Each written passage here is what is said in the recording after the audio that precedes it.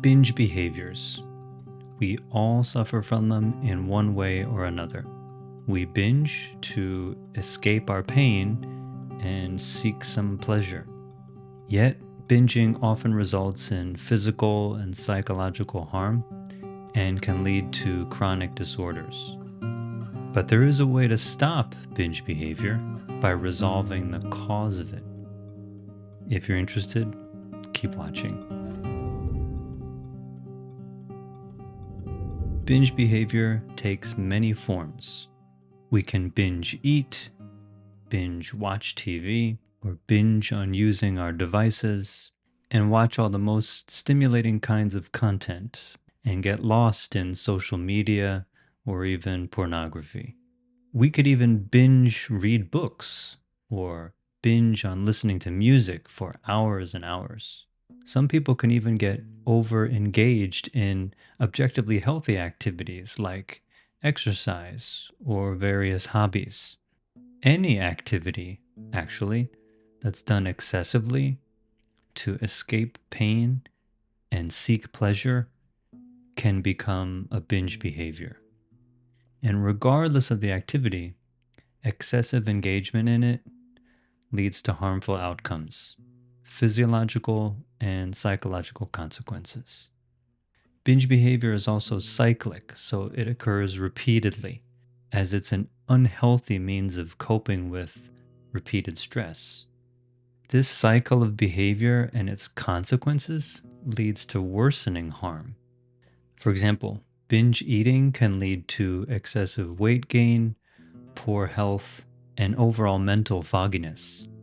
Binge eating and purging, or intentionally vomiting the food that you eat, not only damages our esophagus and stomach, but can lead to a really poor relationship with food, where we crave food, but then we end up feeling disgusted with ourselves because we ate too much.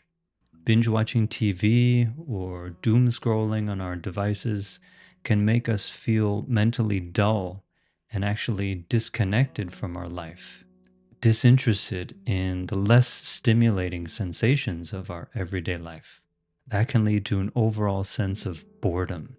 Binge watching porn can lead to a sexual objectification of people and then lead to interpersonal problems because of that, and lead to difficulty being intimate with our partners. Now, while engaging in hobbies like exercise or music or reading in general can be healthy, but if we're excessively engaged in these things, that can lead to a pattern of avoidance towards our responsibility and can lead to problems with our daily functioning. Overall, binge behavior is this maladaptive way of coping with stress, where we attempt to escape pain and experience pleasure in hopes of being released or relieved from our stress. We just temporarily feel good initially, but then we have to face the uncomfortable consequences later.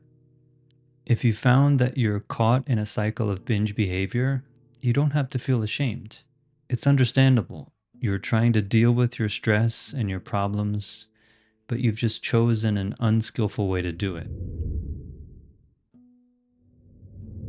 So, what's the cause of binge behavior? Although everyone is different, most of us are driven to binge behavior because of accumulated stress.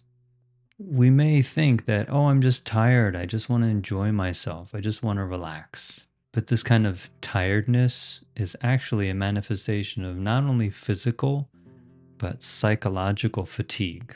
What happens is that we've built up so much stress within ourselves, often without even knowing it, that we're just looking for some way to quickly release it. And stimulation of our senses can actually help us to shift our attention a bit and then allow us to relax somewhat. But this kind of relaxation is superficial and short lived. So it's analogous to if we're suffering from heat exhaustion. And if we splash a little water on our face, it feels good, but it doesn't do anything to cool our body down. We still feel the pain of accumulated inner heat and fatigue in that situation. Binging only gives us temporary pleasure. It doesn't resolve the true cause of our stress. So, for example, some of us struggle with asserting ourselves and creating clear boundaries with others. We allow people to persuade us to do things that we really don't agree with, but we don't dare to speak up for ourselves. One hypothetical situation could be where your coworker asks you to do something that's ethically unsound. They ask you to steal information or to say something that's not true just to make your department or your team look good. If you go along with it reluctantly, even though you know it's not ethical, and over time repeat this behavior, all the while being internally conflicted, your stress is going to build. It's going to build and accumulate to the point where you can't bear it anymore. And eventually, you'll look for some way to resolve the stress. And sometimes you'll choose binge eating because it seems like a quick way to relieve that stress and bring some comfort. Afterwards, though, you feel sick, you may even feel numb, mentally unclear, and you may even feel guilt about treating your body poorly.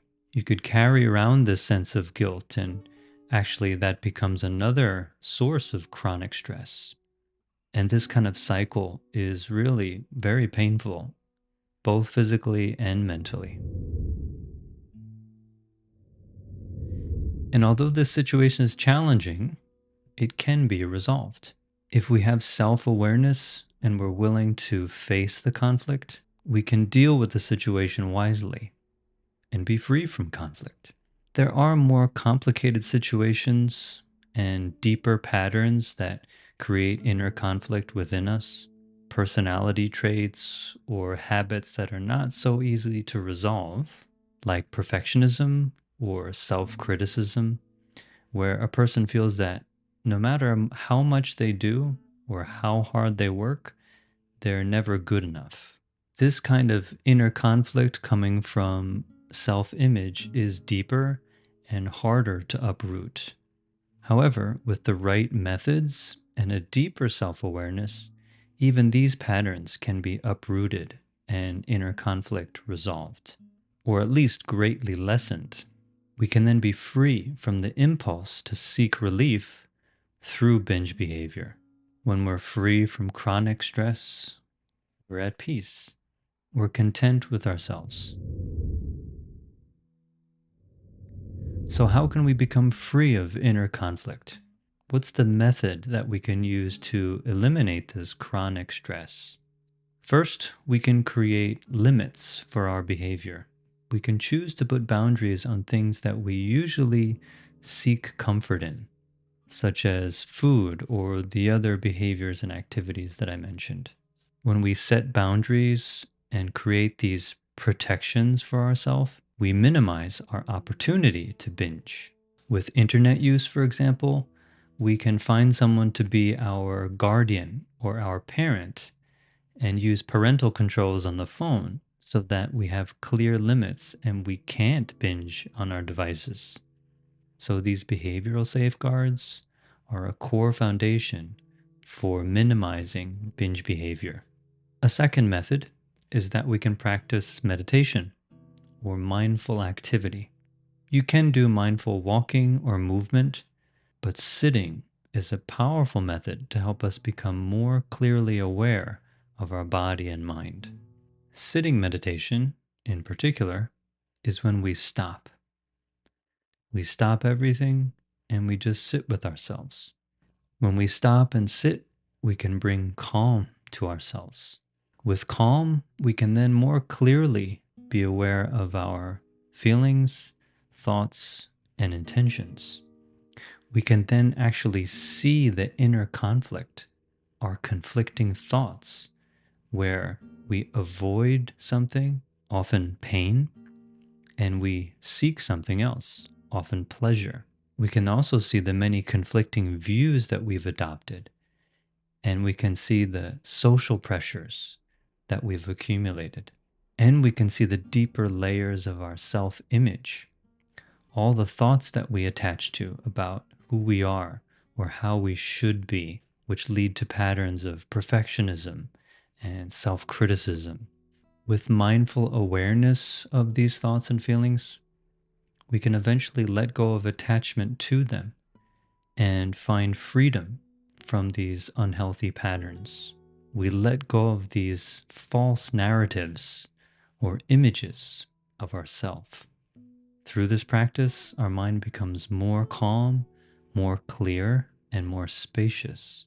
It's then much easier to see what's important to us and what do we value. So the third method is to take time to reflect on what do we value. When we know what we value, it becomes easier to make decisions.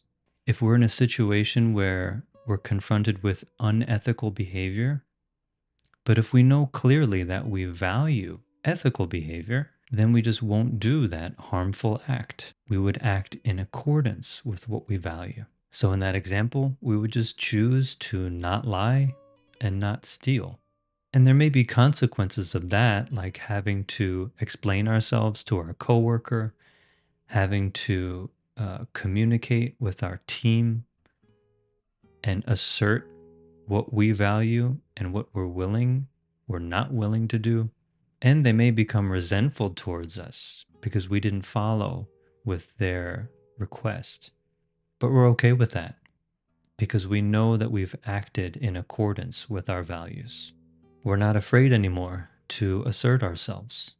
And if it's perfectionism that bothers us, we can still do things attentively and work hard, but we can learn to accept the reality of imperfection. And we can choose to set limits on the amount of time that we spend on our projects. If we're clear that we value personal time and leisure time, then we won't find ourselves overworking or overstressing about the quality of our work or what people think about the quality of our work. We can allow ourselves space and time to rest. And in this way, we don't experience inner conflict. We just don't create chronic stress for ourselves. So, since we're free of all these unnecessary stresses and conflicts, then there's no impulse for binge behavior. We're free. So, in conclusion, binge behavior is an excessive engagement in any activity that can bring harm to ourselves or others. The cause of it is an accumulation of chronic stress and an attempt to quickly relieve that stress. The good news is that we can be free from binge behavior as long as we target the cause of it. The way we free ourselves is by getting to the root of the problem. If we set behavioral boundaries, we develop self-awareness, clarify our values, and then act in accordance with those values, we find peace and ease within ourselves. And when we do encounter stress, we're also free to make healthy choices that benefit ourselves and everyone else in the long run.